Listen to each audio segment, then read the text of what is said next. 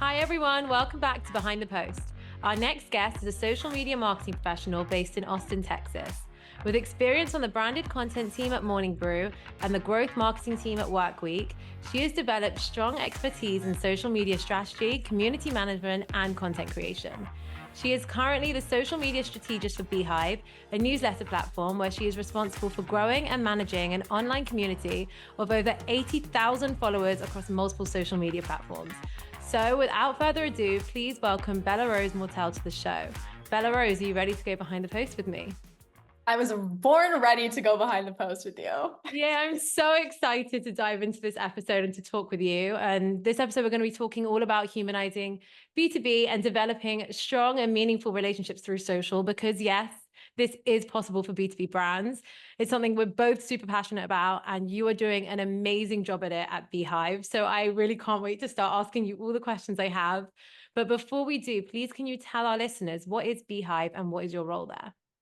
Of course. So beehiiv is a newsletter platform that helps creators build, grow, and monetize their newsletter. It was built by early employees at Morning Brew. So if y'all are familiar with like Morning Brew and their referral program and like all the back end stuff that made it such a cool newsletter, all of that is beehiiv. So you can do it as an individual creator. And I am the social media strategist. So like you said, handling all the content creation, community management, analytics, and strategy across all of our social media platforms. Amazing. So we're going to kick off and we're going to start with the basics. What platforms do you focus on and how does your strategy vary across them? Yeah, so you can kind of find beehiiv everywhere. We're on Twitter, LinkedIn, YouTube, Instagram, and TikTok. And as of probably like 3 days ago, we're now on Threads. We've always had a Threads Wow. account, but I just started posting more there like last week. But across all of our platforms, we have a balance of, like product content, educational content, and like funny memes and jokes and stuff that are really relatable. But I would say that the strategy kind of varies mostly from like our product content is a lot heavier on Twitter and LinkedIn and YouTube. And then we kind of have to switch up and like repackage it for Instagram and TikTok if it does end up there. And beehiiv is in a really interesting position where it makes sense for us to be like on Instagram and TikTok, which I know it doesn't for all B2B brands, but we've made this intentional move into this space where we really want like celebrities, influencers, artists, chefs, musicians to start newsletters. And so a lot of those types of creative people are on Instagram and TikTok. So that's why we're there. And our content on those platforms is geared a little bit more towards that type of content creator. Yeah, that definitely makes sense. And I think also, like you're saying, you're across all different platforms. And a lot of these platforms have different strategies, and we want to make them engaging wherever they are. And I think it can be a bit challenging in marketing for B2B to make it so engaging. And I know that you're passionate about humanizing B2B brands, like I said earlier, through marketing and to make these brands more approachable. So I want to ask you, how do you humanize your branded content and your brand content at beehiiv? Yeah, from the brand account specifically, I think the main ways that we humanize our content is through, just like being helpful and being funny. Humor is a huge part of humanizing the brand because I feel like a quippy or like witty one-liner or joke that draws on the truth of someone's experience, like the experience of writing a newsletter, the experience of being a content creator is just helps our audience and like our ICP feel so seen by us as a brand. And it's not just, like all this product content, all this like selling situation. It's some stuff that just makes us seem like, we're one of you, like we're on the same team. And another way I think that we really humanize the brand is through how we reply to comments. Like I think community engagement is so important. And I know that we're going to talk a little bit more about that later, but just, replying to comments and starting conversations. And so like with a post, you are going to start a conversation with your users. And then when they reply, like you need to reply back to them to know that it's not just like a one-way street. You're not just like yelling into the void about your product or your company, that you're realizing people are replying and that there's a real person on the other side of the brand account who, wants to talk to you and have a conversation with you.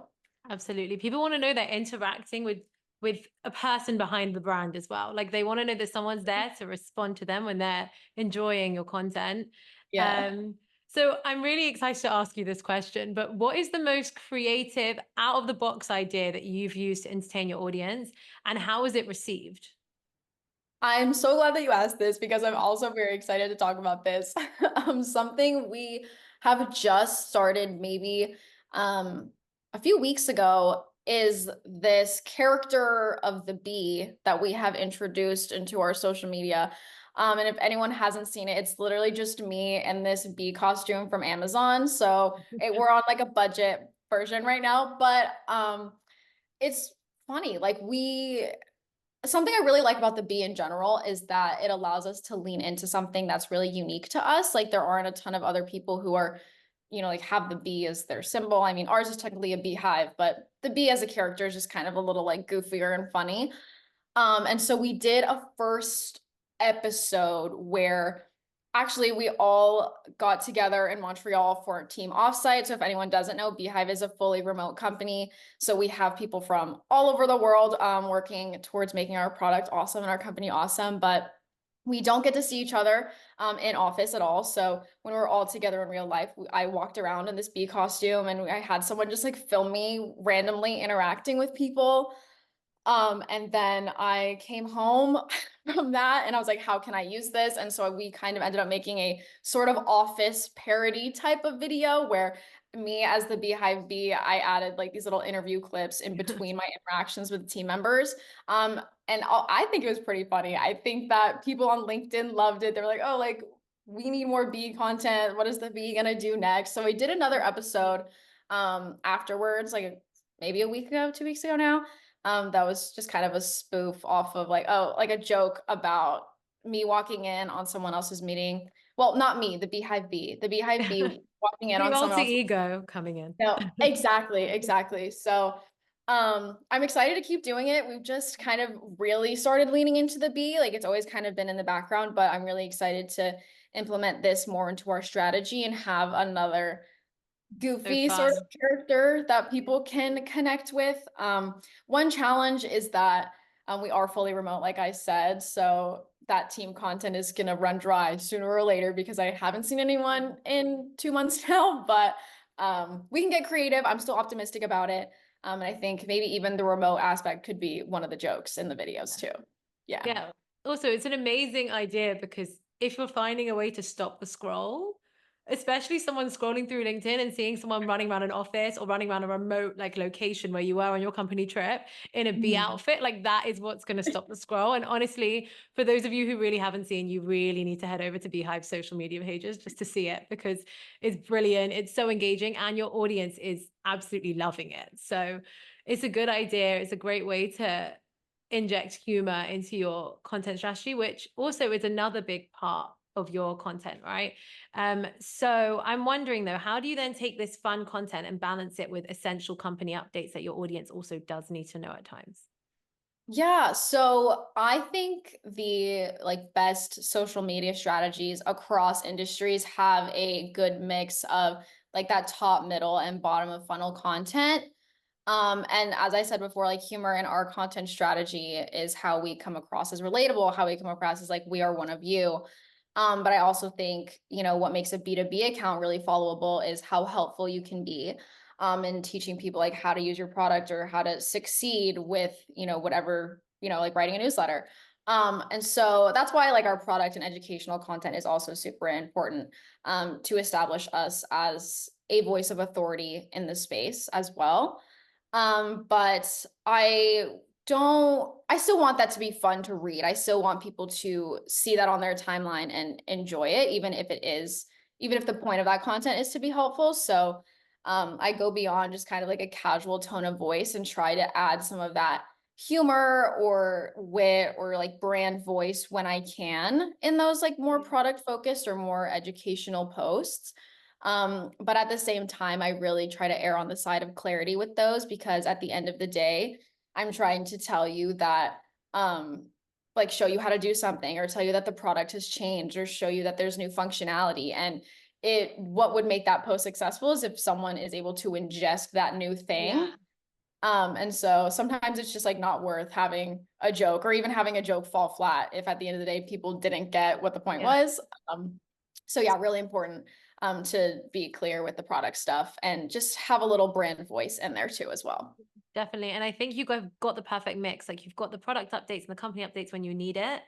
And you still do it in a relatable way. And then you have that like shareable content, like the amount of people that must be forwarding these B videos and all these other things that you have, like you've got a good mix there, and it's engaging for a B2B audience, which is absolutely possible, which we're basically going through on this episode. And another part of your strategy you mentioned earlier is community management, which Mhm. is so important, as you said. So I'm wondering how you approach community management to make your brand more relatable and to build that trust with your audience. Yeah, so community management and community engagement, I think, is so important to any social strategy. And a lot of people like don't want to sit there and do it. But I honestly think it's one of the most fun things that you can do because you learn so much about your users and like the questions they're asking and things that they want to see. So I literally like block out an hour, 2 hours of my calendar every weekday. It's my first hour of my Wow. day and the last hour of my day to, like are all the mentions of beehiiv that are like, positive or neutral. And like reply to comments, answer DMs, like share things to our story or like direct people to new resources. And so a lot of the relatability can be built in the way that you reply to people and like start conversations. So like even on our product updates, people will be like hyping us up, like, oh, this is so fire. This is what I wanted to see. And it's like, oh, wait, so you see what we have coming next. Like, it's more than just replying with like thumbs up emoji, like, thanks for being here, Thanks for the shout out vibe. yeah, yeah. Yeah. Like you could I really try to have fun in the replies because those are so unserious, I Yeah. think. And that's another way, like how I kind of mentioned before, people will know there's another person on the other side. Um, Whether it's directing them to another resource or answering their question or, like escalating their support ticket or even replying with like a trending like sentence stem. Like I'm sure you've seen the very demure, very Yeah. mindful, like Yeah. it doesn't have to just be a post when you do like those trendy things. It can also be in how you reply or like replying with memes and comments and things like that. Absolutely. It's so important that they know that somebody else on the other side of the brand, and they want to know that someone there is having fun with them. Like, because your brand is like got this energy, you're having fun, like you want to engage your audience, and it's a good way to pull them in and to build that relationship, and for them to be like, oh, there is somebody on the other end of the brand that cares to hear what I say. Mhm. So I'm trying to move on to the next question. I'm wondering, what are the strategies you use to humanize your brand and boost your social media presence? Yeah, so in addition to the brand just being super funny, super relatable, and everyone's best friend, we use our employees and our leadership team to really get more faces out there. I hate to use the word use, but we, encourage them to do that. And so our co-founder and CEO, Tyler, he does a really great job of this idea of founder-led content, which I know is really big with B2B now too. Because at the end of the day, like as funny or as helpful as the brand account can be, like people want to follow another person. They want to resonate with, like an actual person who is building this company. And so Tyler does a great job of posting about like new features, new cool people that we have using the platform, and even just business milestones that beehiiv is hitting. And he also, so he does that on his social media, but he also has a newsletter which is great. Like he has his own beehiiv newsletter to kind of share Amazing. updates about the company and his own journey with entrepreneurship, which people will really enjoy following as well. So founder-led content masterclass, maybe get Tyler on the pod. I don't know. Um, but yeah, that's a main thing with that because he's kind of the face of the brand that people are really resonating with. But we also have kind of turned our employees into like mini influencers. And so we really encourage employee advocacy for our brand and for what they're doing. So what we do is a social media onboarding. So every time someone joins beehiiv, I give them a social media onboarding telling them like how we show up on social, our brand voice, like where you can find us, all like the housekeeping things. But one of the main parts of that is really encouraging them to post and kind of showing them that everyone at beehiiv is leveraging their personal brands for like, growing their own portfolio, growing their own following, but also to help with this like brand awareness of Beehive. And so it really varies because every single one of us, if you go to our Twitter or LinkedIn profiles, like we all have the little bee emoji next to our name. And so that's the first, like the easiest thing is owning that emoji and just really like every time someone sees that, they're going to think, oh, Beehive, like that's a really small thing that just compounds over time with that brand recognition. But we also encourage people to post, like about their job that they're doing at Beehive. Like sometimes I'll post about social media milestones, or our ad network team will tweet things about like they paid out this amount of money to users, or our talent team is really hyping up the new and big influencers and celebrities who are joining the Hive, which is really awesome. And so yeah, like we use like everyone we can to do it. It's like not required to be a beehive influencer. We don't like force anyone to post, but it's kind of become part of our culture, and it's really fun to kind of do it because everyone's doing it. Yeah. And yeah, like I do have to credit the people, like the earliest employees at Beehive, for kind of starting it because they had to, like before Beehive brand had a presence, it was, just Tyler and our co-founders and like our sales guy and our head of growth. And they were like the first ones who were really out there on social media, getting Beehive out there. But I really enjoy that as part of my job now to kind of encourage that with all the members of the team. And yeah. Amazing. I really think, as you're saying, it's so important. You have this strong brand that's connecting with the audience. Then you also have strategies like employee advocacy that really it's all about humanizing your brand and humanizing the people behind your brand, because at the end of the day, people want to hear what people have to say as well as the brand. And the brand is there and in the background to validate everything and to prove that there's this strong company there. But at the same time, having your employees say things, people are going to trust it, people are going to listen to it. And when the time comes to pick a tool, they'll not only remember your social content, but they'll remember the people speaking about your brand. And that's what's so important. At the end of the day, it's what humanizes you. But then within encouraging employee advocacy, I'm wondering how you encourage your employees to be active on social media. Do you have any like tips to keep them motivated the whole time? Yeah, so like I said, we have the onboarding that kind of gives them like an initial push into like, hey, this is what we do here. Like we engage with our users on social. And it's really great to see people on their own having conversations on the timeline with our users. And it's really cool to also see like our users adding specific or tagging specific people when they have questions, when they have issues, when they have milestones that they hit. They'll be like at Tyler, at Noah, at whoever.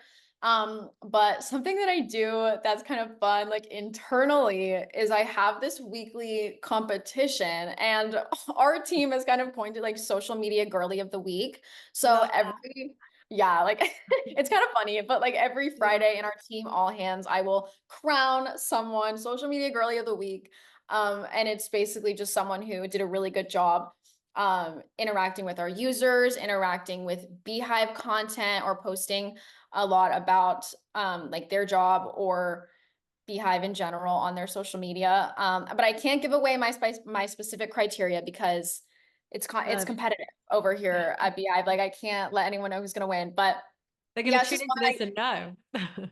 and know. I You're going know, to keep but it secret. yeah, I just give them a really hype shout out in our team all hands on Friday. Amazing. Um, and recently I've been giving them like little gift cards, like just for fun. So Because fun. like, yeah, like thanks for all you do. And it really is, I think, really special that Beehive does that, because I don't think a lot of other newsletter platforms or other like kind of incumbents in the space really have us beat on that front. I think that the employee advocacy is really special. And I think that it's something Beehive has become known for, at least like in our like little industry, to have this kind of herd mentality. And I know that some people hate that, but it's because we're the best, in my opinion. So yeah. Amazing. No, I absolutely love it. And like you're doing such a good job at encouraging people, because at the end of the day, you're giving them rewards, you're giving them recognition, you're creating a fun culture around employee advocacy, and employee advocacy should be fun. We're the biggest fans of making employee advocacy fun and the benefits that it has on social. Yeah. So you're doing an amazing job and it sounds so fun. So I'm sure they're all waiting for Friday to become social media girly of the week. Yeah. But with that, I'm going to move over to the last question and ask you, what is the best piece of social media advice you've received? This is such a good question. And I feel like there are so many great pieces of social media advice that I've received, but I think that one thing I'm really operating under, especially as we're experimenting a lot, like with this B character and with like pivoting to like more relaxed product content in some ways. Um, it's this concept of like trial and error is better than generic and safe. Yeah. And I think that is something a lot of B2B people need to continuously remind themselves, because if you're constantly looking at other B2B brands for inspiration, it can kind of feel like everyone is very like buttoned up and businessy, even if they are like casual with it. Um, you know, like eh, you need to try new things and lean into your individuality, in my opinion. And I think that this is also a reminder to diversify your social media inspiration diet and not only look at other software companies or other newsletter companies, but I'm also looking at Cinnamon Toast Crunch and all these other brands that have like nothing to do with newsletters, but just like how are they approaching their users and how are they um, trying new things that are, Definitely. yeah, or how are they trying new things? But um, try and fail, and then Yeah. you'll make it work eventually. I Because love, if no yeah, like if no one saw it, it gets no engagement, it just means that nobody saw it. So yes. as far as the world is concerned, nothing ever happened. Like Yeah. literally no one even saw it flop. No, it's So amazing. Honestly, it's so true. That's going to live with me forever now. Trial and error is better than generic and safe. I absolutely love that phrase. It's so yeah. important because if you don't try, you're not going to know. And look at you. Who would have said if you were wearing a bee costume that it was going to perform so well over social? And it is. So for anybody who is listening, really right now, you need to rush to their social to beehiiv social media pages and go and look at it because it's genuinely brilliant. So with that, I want to say thank you so much for joining me. I've loved having this conversation with you. And I'm sure our listeners are going to love this too. Of course. Thank you so much for having me. I hope it's helpful for everyone. And follow beehiiv on everywhere. It's spelled BEEHIIV. So follow us so my boss thinks I'm doing a good job. But yeah. Amazing. Thank you, Bella Rose. Thank you.